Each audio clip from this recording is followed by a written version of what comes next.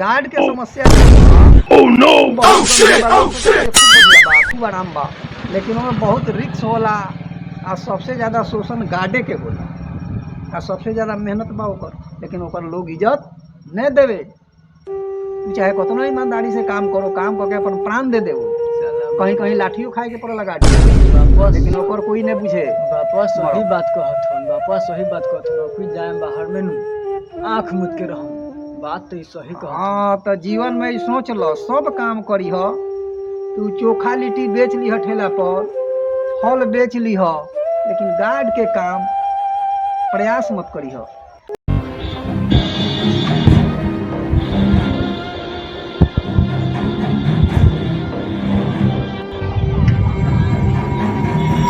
अरे भाई जी रुकी रुकी रुकी, रउए से एगो काम बा हमरा।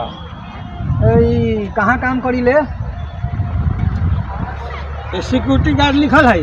हाँ ये अखंड ज्योति आई हॉस्पिटलवा है न, अच्छा अच्छा अच्छा वही में काम करी ले। अच्छा, सिक्योरिटी वाला काम करी ले। हाँ सिक्योरिटी वाला काम करी ले। आ ड्यूटिया होखल है न, कभी दिन होखल है कभी रात होखल है। अच्छा अच्छा अच्छा तो वहीं एक सप्ताह दिन होखल है, एक सप्ताह रात होखल है। तब वहीं आज शनिचर बा न, हाँ हाँ आज भर हमर रात के ड्यूटी बा। हाँ तो दिनवा में तो घरे रही ले, लेकिन रातवा में हाँ ड्यूटिया में रही ले। तो वहीं जात ही अब घरे आराम उराम कर जाई, फिर रात के ड्यूटिया बा तो जाए के पड़ी न। हाँ हाँ। कही न का समाचार?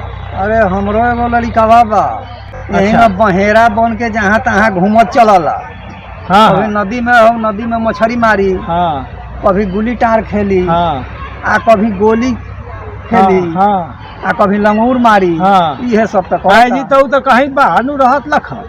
बाहर हत लख, लेकिन बाहर से फिर चल आली हैं। अच्छा तो सोचल जाता जे नहीं कहीं एकरा के। तो चुनावा रही है वही में आयल है का वोट देवे? हाँ हाँ वोट देवे आयल लख। तभी गए है ने? अभी वो बेर से तो नइखे गए। ओहो। तो सोचल जाता जे कहीं सिकुटिया में रहुआ अपने वाला में कहीं व्यवस्था हो तो धरा दिए। अच्छा मतलब गार्ड के नौकरी करे के चाहता? अरे एकरा दिमाग में भूसा भरल बा, ई कहता जे गार्ड के काम में बड़ा आराम होलई, करो तो ऐश करो। हाँ। समझनी? हाँ हाँ हाँ। एकरा दिमाग में इहे बा हाँ। जे एकदम उ काम जे बा से अच्छा बा। अब रउआ बताई, ये समस्या से तो रउआ जूझल है, अब देखी एकर व्यवस्था। आई पानी बानू, हाँ दूर से बुझाता कि बड़ा बढ़िया पानी बा। हाँ हाँ हाँ। आज नहाता उ जानता कि कैसन पानी बा का। बात तो रउआ तू समझदारी वाला बतावत। तो दूर के ढोल सुहावन लागला। हाँ तो उहे बात बा, हमनी के जानत है वो ऐसा नहीं खे। हाँ ओकरा बुझाता जे ऐसा बा, लेकिन बड़ा टाइट ड्यूटी बा। और एगो बात बताई, हाँ जना में हम बानी नु, हाँ। ओमे अखंड ज्योति के तरफ से कम 60 गो गार्ड बा। अच्छा ठीक बा। हाँ अखंड ज्योति जे बा से आके हॉस्पिटल बा, बड़ा मरीज आवला। हाँ तो ओमे जितना जे लोकल गार्ड लोग बा ने, हाँ ये कौनो दिन ऐसा नहीं है कि लोकल गार्ड लोग के चलते वहाँ कम से कम रोज 15-20 गो मरीज आवता अच्छा अच्छा गार्ड के चलते। हाँ लेकिन जौन मैनेजमेंट बा नु उन्हें बुझला, हाँ। उ सोचला नु गार्ड लोग के पैसा हमनी के बेकार में देते हैं, घाटा लगता। मने गार्ड के कोई वैल्यू नहीं, वैल्यू नहीं चाहे थे। कतनो गार्ड खट के प्राण दे दे। हाँ हाँ ना? सभे के पेमेंट जब हो जाई नु, हाँ तब गार्ड लोग के नंबर आई। सभे के खाना पीना जब हो जाई तब गार्ड लोग के नंबर आई। मने सबसे सभे नीचा के- गार्डे के हाँ, समझल जाला। आ पैसा और लगा तो और जगह तो खूब बा, और लोग में खूब बा। अच्छा अच्छा। लेकिन गार्ड के पैसा में बड़ा कम बढ़ला। साल में बढ़ी नु तो 10% 8% बढ़ी। बताइए महंगी के समय में गार्ड की ऐसा स्थिति बा, गार्ड के वैल्यू साफ नहीं है। काम तो बहुत बा, बताइए सबसे ज्यादा रिक्स कवर हाँ, करता खाली प्रहरी वाला, खाली सुरक्षा जे आई प्रहरी नु, वाला गार्ड। उ साहेब कही गार्ड साहेब बस बस अतने बा। गार्ड साहेब कही अतना रुआ तो सुन के सीना चौड़ा हो जाला। हाँ, हाँ, लेकिन अंदर वाला जो हाल बा उ हाँ, गार्ड हाँ। लोग तो रोवला अच्छा स्थिति अच्छा। देख के। हाँ। वैल्यू ने बा मने तो- भीतरे भीतरे मोकामा घाट बा। हाँ वो गार्ड जो बानू, हाँ गार्ड के हाल हमने के जानत है। अब ड्यूटी बड़ा टाइट बा, रात भर कैमरा लागल बा, ओमे जागे के पड़ी, ड्यूटी करे के पड़ी। ओहू में सारा 10 गो चेक होई रात में। कहीं सुतल कोनो पकड़ ली, फोटो खींच ली, भेज दी। ओ दिन के दिहाड़ियों कट जाला। अच्छा चमचइयो है का जी? बड़ा चमचाई बा। कहे के मतलब बानू जे अगर लड़का उ चाहता कि हाँ। हम गार्ड के नौकरी करब हम्म। तो ओकरा अथी बा, लेकिन अगर उ जान जाए नु हकीकत तो ऊ ई ने कही कि गार्ड के नौकरी करम ते वो काम करम ने रउआ जाके लड़कावा से कह हम जे हाँ गार्ड साहब एगो भेटालन ह अखन ज्योति में काम करलन कहलन ह जे अगर तू काम करे के चाहत रह तो ऐसा स्थिति बा तू बात करी ह लाग जाइ ह लेकिन जौन तू ऐस तैस करत रहनु वहाँ ने मिली तो रउआ तनी हमरा से पूछ के आ हमरा के बताएम तो हम आगे के व्यवस्था करम तो हम तो ये कहम नु जे भले कोनो और नौकरी क के आ उ व्यवस्था अपन क ली उ ठीक बा लेकिन गार्ड के नौकरी ओकरा से मत कराए खास करके जौन आसपास में हाँ दूसरा जगह भइलू बा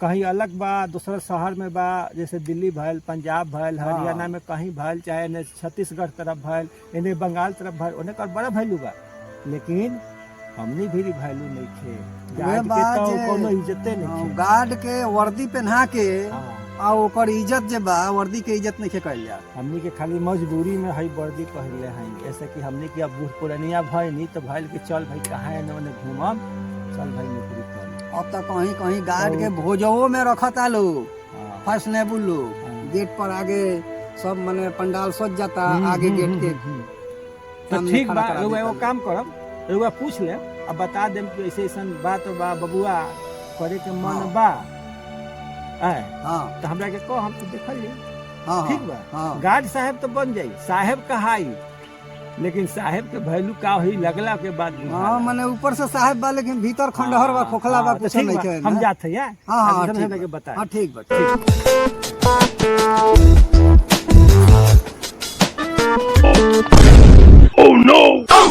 हाँ ई खाली मोबाइले चली कि कुछ होई तू तो घर लानू काम के बात करे ले अरे काम के बात तो करे गौर नहीं हो हाँ लेकिन भयल उहे जवन हमरा शंका रहलक थोड़ा समझ में बा जे गार्ड के काम बहुत अच्छा बा लेकिन सबसे ज्यादा शोषण जे बा से गार्डे में होला डिप्टी बा बहुत हार्ड टाइट बा हार्ड हाँ रात रात में- भर जागे के पड़ी और में कैसे कले होते उ जे करता उहे बुझाता उ करो त का करो रात भर जागे के बा पैसा भी कम बा गार्ड के समय गार्ड के कोनो वैल्यू भी नहीं है सबसे ज्यादा रिक्स गार्ड के बा लेकिन ओकर कोई इज्जत नहीं बा ये बाबू एक बात कहियो हो हाँ जहाँ कमा तो नहीं हूँ हाँ अब की जान दम आँख मूद के रह मुँह का अब की पैसा कमाए में तो ब्याह कर दे बनू अरे ब्याह तेरे बुढ़बा कहीं का पैसा रही तो कुत्ता को लेके ब्याह हो ले